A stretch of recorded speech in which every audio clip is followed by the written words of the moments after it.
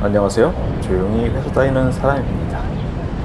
저는 S&P 500에 투자하면서 유튜브 영상을 본격적으로 만들게 되었고, 20살 때 싸이월드에나 즐겨서 쓰던 글들을 유튜브 영상으로 남기게 되면서 제 스스로도 많은 변화를 좀 겪고 있는데요.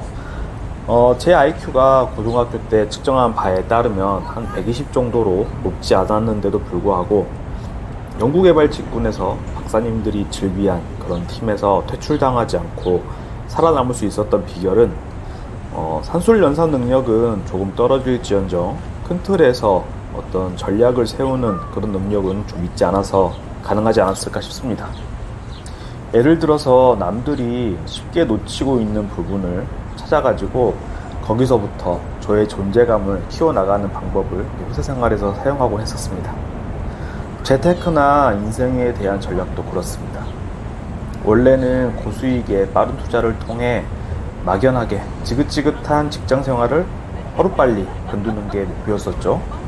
그런데 이게 각을 좀 재보니까 그런 전략은 달성하기 쉽지 않겠다, 그런 많은 판단이 내려지게 되었습니다. 그래서 생각하게 된 게 점차 스트레스를 덜 받으면서 직장 다니는 곳으로 일단 방향을 틀게 되었죠. 그러다가 이제는 정당하게 일을 하면서 월급을 받으며 삶을 꾸려가는 것에 대해서 경외심을 갖고 어떤 삶에 순응하는, 긍정적으로 생각하는 식으로 또 전략을 바꾸게 됩니다. 이 과정에서 객관적으로 어떤 상황이 변한 것은 전혀 없습니다. 똑같이 회사를 다니고 있고 비슷한 일을 하고 있죠. 그저 세상과 나의 처지를 인식하고 마음가짐만 바꾸고 있을 뿐인데요. 저는 감수성이 예민하던 사춘기 16살 고1 때 남자 키 치고는 작은 165cm에서 성장이 멈췄음을 직감한 뒤로 죽고 싶다는 생각이 들 정도로 바닥을 쳤다가 그래, 어차피 이렇게 살라고 주어진 인생인데 그냥 어디 한번 되는 데까지 살아보자. 여기서 수립된 큰 틀이 여태까지 제 삶의 전략으로 발현되고 있는 것 같습니다. 지금 생각해보면은 고작 키가 좀 덜 컸다고 삶을 포기하고 싶어 했다니, 인간이란 참 이렇게 어리석고 미숙한 존재인 것 같기도 한데요. 그때는 고등학생이었지만 이미 거의 어른이라고 생각을 했었으니까요. 사실 냉정하게 생각해보면 내가 지금 겪고 있는 직장의 형태나 급여 수준이 갑자기 어디서 랜덤하게 뚝 할당받은 게 아니라 초, 중, 고 대학교의 정규 교육과정과 추가로 토익, 오픽, 자격증 취득 같은 그런 것들을 거친 결과인데요. 사실상 지금 내 삶의 처지가 내 자신과 별개의 어떤 잘못된 상황인 게 아니라 그냥 이 자체가 저의 일부라는 생각을 하게 되었습니다. 내가 순간순간 했던 선택에 따라서 지금의 상황이 만들어진 것 아니겠습니까?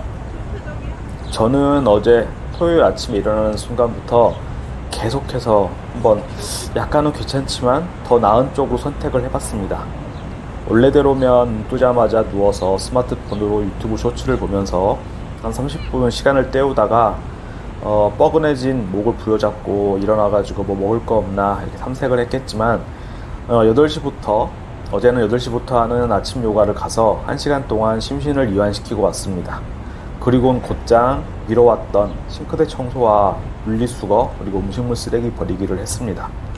원래 같으면은 커피 한 잔을 내려가지고 바로 컴퓨터 앞에 앉아서 한쪽에는 유튜브 아무 영상이나 틀어놓고 또 한쪽 화면에서는 S&P 500 투자 결과를 정리하면서 시간을 이제 보냈을 건데요.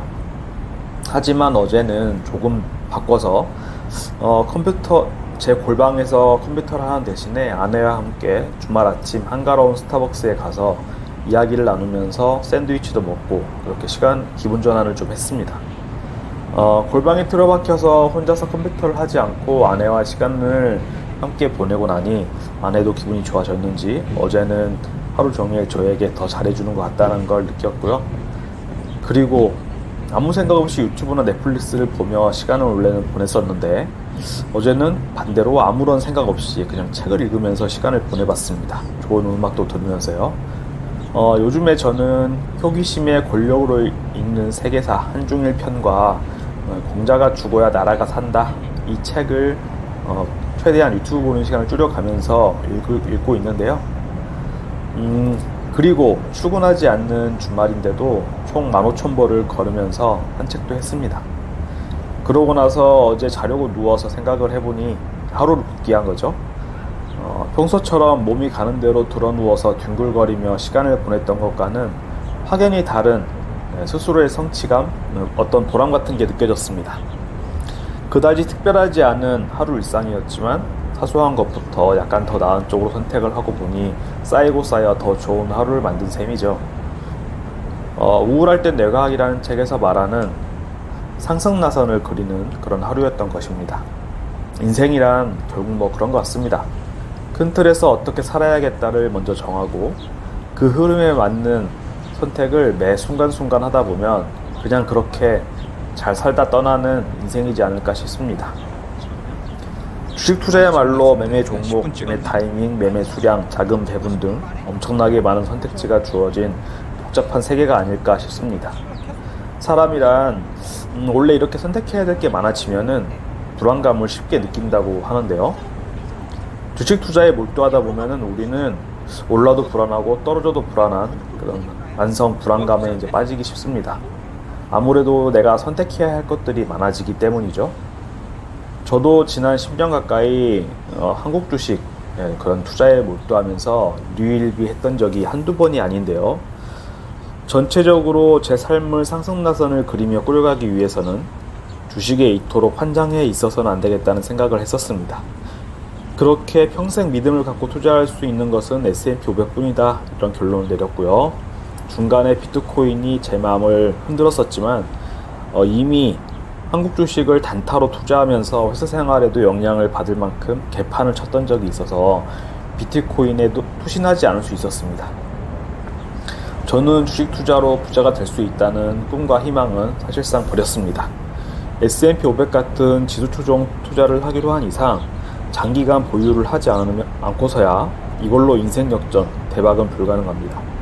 대박이 될지 쪽박이 될지 모르겠지만 투자로 인생을 바꾸겠다면 사실 뭐 다들 아시다시피 작전주, 급등주 혹은 선물 옵션, 그리고 더 나아가서는 비트코인도 아닌 이더리움도 아닌 알트코인, 그리고 코인 선물을 해야지 투자로 어떤 인생을 바꿀 수가 있겠죠.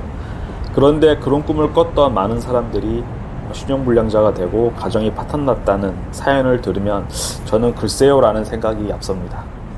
다만 제가 S&P 500을 투자하면서 바라는 것은 우리의 삶이 재테크에 매몰되지 않으면서도 언젠가 저의 와이프가 회사로부터 은퇴했을 때 지금의 수준의 삶을 죽을 때까지 쭉 영위해 나가는 것입니다. 재테크와 돈이 우리 인생의 1순위가 되어서는 안 되겠죠. 전체적으로 우리의 삶이 상승나선을 그려가는데 어쨌거나 중요한 비중을 차지하는 재테크에 있어서는 S&P 500 같이 이미 시장에 의해서 선택받은 500개 종목들에 맡겨두고 우리는 그 밖의 삶의 영역에서 더 나은 선택을 하며 살아가면 되는 것 같습니다. 인생이란 그저 그뿐인 것 같습니다.